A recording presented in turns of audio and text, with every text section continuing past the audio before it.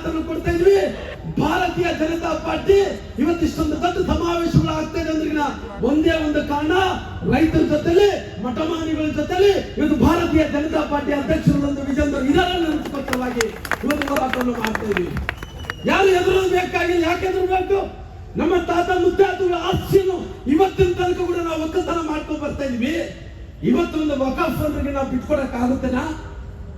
ನೋಡಿ, ವಕಾಫ್ ಅಂದ್ರೆ ಬಿಟ್ಕೊಡಕ್ ಆಗುತ್ತೇನಾ? ನಮ್ಮ ಆಸ್ತಿಗಳು ಇವತ್ತು ನೋಂದಣಿ ಮಾಡ್ಕೊಂಡು ಬಿಟ್ಟುಕೊಡಕ್ ಆಗುತ್ತೇನಾ? ಇವತ್ತು ಭಾರತೀಯ ಜನತಾ ಪಾರ್ಟಿ ಕಾರ್ಯಕರ್ತರು ದೇಶ ಸ್ವಾತಂತ್ರ್ಯ ಸಲುವಾಗಿ ಯಾವ ರೀತಿ ಹೋರಾಟವನ್ನು ಮಾಡಿದ್ರು ಅವತ್ತಿನ ಸಂದರ್ಭದಲ್ಲಿ ಬ್ರಿಟಿಷ್ ವಿರುದ್ಧ ಹೋರಾಟ ಮಾಡುವಂತ ಸಂದರ್ಭದಲ್ಲಿ ನಾವು ಇಟ್ಟಿಲ್ಲ.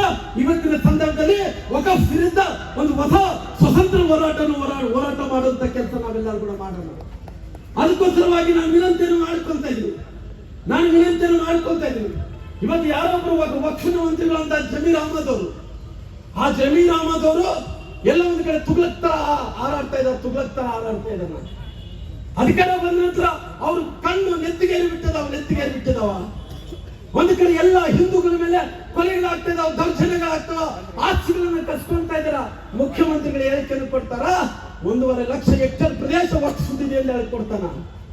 ಆದ್ರೆ ಸ್ವಾಮಿ, ನಾವು ಹಿಂದೂಗಳೆಲ್ಲರೂ ಕೂಡ ನೀವು ಇವತ್ತು ಅಧಿಕಾರದಲ್ಲಿ ಇದ್ದೀರಿ ಅಂತೇಳಿ ನಮ್ಮ ಆಸ್ತಿಗಳನ್ನ ಕಸ್ಕೊಂತ ಇದ್ರಲ್ಲ, ನಮ್ಮ ಕರ್ನಾಟಕದಿಂದ ಕೂಡ ನಮ್ಮೆಲ್ಲ ಹಿಂದೂಗಳನ್ನ ಹೊರಗಡೆ ಹಾಕಿಬಿಟ್ಟು ನಾವು ಬೇಕಾದ್ರೆ ಬೇರೆ ಕಡೆ ಎಲ್ಲೊಂದು ಕಡೆ ಕಟ್ಕೊಂತೀವಿ.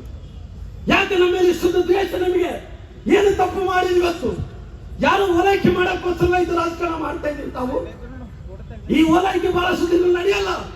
ಮುಂದಿನ ದಿನಗಳಲ್ಲಿ ನಮ್ಮೆಲ್ಲ ಕಾರ್ಯಕರ್ತರು ವಿಜೇಂದ್ರ ನೇತೃತ್ವದಲ್ಲಿ ನಮ್ಮ ರಕ್ತವನ್ನ ಅರಸ್ಯವಾಗಿ 1 ಇಂಚು ಜಮೀನನ್ನು ಕೂಡ ನಾವು ನೋಡ್ತೀವಿ. ಮುಂದಿನ ದಿನಗಳಲ್ಲಿ ನಾವೇನು ಸುಮ್ಮನೆ ಬಳೆ ಕಟ್ಕೊಂಡು ಕೂಡಂತ ವ್ಯಕ್ತಿಗಳು ನಾವಲ್ಲ. ಹೋರಾಟ ಮಾಡ್ತೀವಿ. ಭಗವಂತ ಕೈ ಕಾಲು ಗಟ್ಟಿಯಾಗಿ ಕೊಟ್ಟಿದ್ದಾರೆ, ಶಕ್ತಿ ಕೊಟ್ಟಿದ್ದಾರೆ. ಮುಂದಿನ ದಿನಗಳಲ್ಲಿ ಹೋರಾಟ ಮಾಡ್ತೀವಿ. 2023ರಲ್ಲಿ ನಾವೆಲ್ಲರೂ ಸೋತಿರ್ಬೋದು, 2024ರಲ್ಲಿ ಲೋಕಸಭೆಯಲ್ಲಿ ಸೋತಿರ್ಬೋದು. ಆದರೆ ಚುನಾವಣೆಯಲ್ಲಿ ಸೋತಿವಾಗಿ ನಾವು ಸತ್ತಿಲ್ಲಲ್ಲ.